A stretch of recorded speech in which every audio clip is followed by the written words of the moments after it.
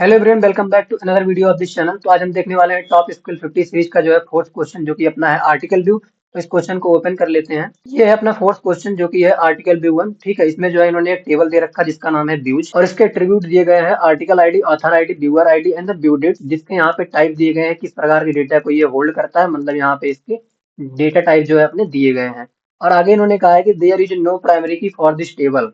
ठीक है, the table में है डुप्लीकेट रो। तो ये ऑब्वियस सी बात है यार कि अगर किसी भी टेबल में प्राइमरी की नहीं है तो उस टेबल में क्या करते हैं, डुप्लीकेट रो हो सकते हैं। ठीक है, each row of this table indicate the some viewer viewed an articles on some date. ठीक है, मतलब इन्होंने ये कह रहे हैं कि जो है टेबल में क्या कर रहे हैं, कुछ व्यूअर दिए गए हैं और कुछ आर्टिकल दिए गए हैं, जो कि किसी स्पेसिफिक डेट पर वो व्यूअर क्या कर रहा है, उस आर्टिकल को सीन कर रहा है जो कि किसी ऑथर के द्वारा रिटन है। ठीक है, तो सबसे पहले हम जो है टेबल को देख लेते हैं। अगर आप ध्यान से यहाँ पे टेबल को देखोगे तो टेबल में देखिए दिया आर्टिकल आईडी दिया गया है, ऑथर आईडी दिया गया है, व्यूअर आईडी और व्यू डेट, जो कि स्टेटमेंट के अकॉर्डिंग यहाँ पे दिया गया है। आप इस स्टेटमेंट को यहाँ पे पढ़ सकते हैं। ठीक है, आगे इन्होंने कहा है कि note that the equal author ID and viewer ID indicate the same person. देखो, अगर कोई ऑथर भी वही है और व्यूअर भी वही है, तो मतलब यही है कि सिंपल सी बात है कि वो सेम पर्सन को इंडिकेट कर रहा है। मतलब ऑथर भी वही है और व्यूअर भी वही है। ठीक है, तो आगे जो है हम क्वेश्चन को पढ़ते हैं। Write a solution to find all the author that view at least one of their own article.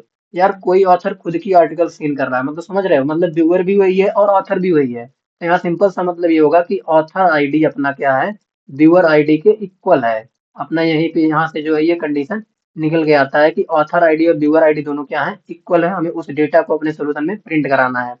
तो return the result tables sorted by the ID in the ascending order. तो यार असेंडिंग ऑर्डर का है कि मतलब यहाँ हमें order by का यूज करना पड़ेगा। ठीक है, ऑर्डर बाई का यूज करना पड़ेगा क्योंकि यहाँ पे ऑर्डर की बात हुई है। तो the result format in this following example. तो सबसे पहले जो है इस एग्जांपल को देख लेते हैं। ठीक है, इस टेबल में अगर आप ध्यान से देखोगे तो हमें उस ऑथर की आईडी को प्रिंट कराना है, जो कि ऑथर भी वही हो, व्यूअर भी वही हो। मतलब ऑथर आईडी व्यूअर आईडी क्या हो, सेम हो। कंडीशन यही होगा। तो ये सेम नहीं है, ये सेम नहीं है, ये अपना सेम है। ये सेम नहीं है, ये सेम नहीं है, ये भी सेम है। ठीक है, ये सेम है। ठीक है, तो आप यहाँ अगर ध्यान से देखोगे तो तीन डेटा इस टेबल में क्या है, सेम है। बट यहाँ पे दो ही डेटा शो कर रहा है।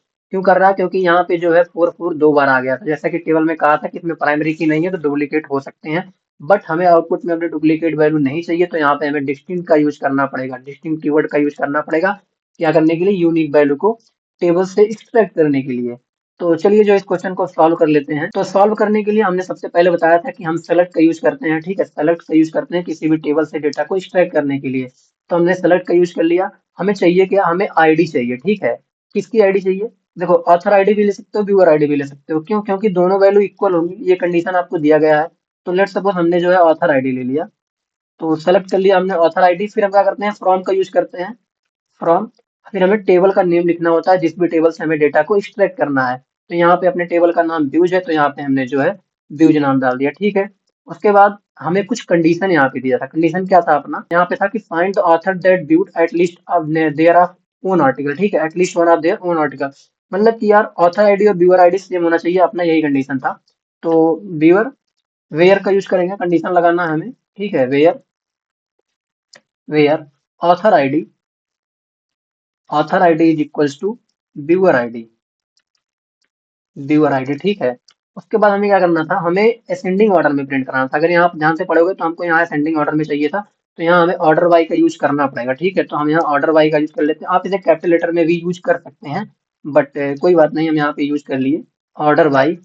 ठीक है, हमने ऑर्डर बाई का यहाँ पे यूज कर लिया। किसके ऑर्डर में हमें चाहिए, ऑथर आईडी, मतलब आईडी के असेंडिंग ऑर्डर में चाहिए। यहाँ पे क्वेश्चन में इन्होंने कहा था कि आईडी के असेंडिंग ऑर्डर में चाहिए, तो हम जो है ऑथर आईडी के असेंडिंग ऑर्डर में हमको चाहिए, तो हमने लिख दिया ऑथर आईडी। ठीक है, ऑथर आईडी। बट अगर आप यहाँ एक चीज ध्यान से देखोगे तो यहाँ पे जो है आईडी दिया गया है और यहाँ पे हम क्या कर रहे हैं, कॉलम में ऑथर आईडी ला रहे हैं। तो हमें इसे एलाइज करना पड़ेगा आईडी। एलाइज का मतलब ये समझो, जैसे कि कोई बड़ा नेम आपको दिया गया, उसको हमने छोटे नेम से जो है रिप्रेजेंट कर दिया। ठीक है, अपनी सिंप्लिसिटी के लिए हमने उसका क्या कर दिया कि छोटे नेम से इंडिकेट कर, ताकि सिंप्लिसिटी हो हमें कहीं भी लिखने में। ठीक है, तो हमने यहाँ पे क्या किया, ऑथर आईडी को अपनी सिंप्लिसिटी के लिए यहाँ पे आईडी नेम दिया, जबकि यहाँ पे कॉलम में हमें यही चाहिए था, तो हमको ये करना पड़ेगा। ठीक है, तो यहाँ पे हमने एलाइज कर दिया एस आईडी। तो इसको आप अगर रन कराओगे तो ये रॉन्ग आउटपुट दिया। रॉन्ग आउटपुट क्यों दिया? क्योंकि देखो, अगर आप ध्यान से देखोगे तो इसमें जो है यहाँ आपके डुप्लीकेट वैल्यू आ रहे हैं, जबकि हमें डिस्टिंक्ट चाहिए था।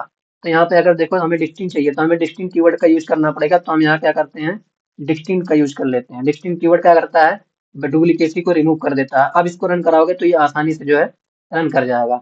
अब देखो ये एक्सेप्टेड हो गया। अब इसको आप क्या करते हैं, सबमिट कर सकते हैं। ठीक है, ये सबमिट हो गया। ठीक है, और जैसा कि हमने प्रीवियस वीडियो में बताया था कि आप यहाँ पे जो है किसी भी टेबल को एलाइज कर सकते हैं। तो लेट सपोज हमने एलाइज कर दिया है वी, तो आप यहाँ क्या कर सकते हैं, जो है आपको जहां जहां उसके एट्रीब्यूट को आपने यूज किया वहां आपको अपना बी डॉट यूज करना पड़ेगा।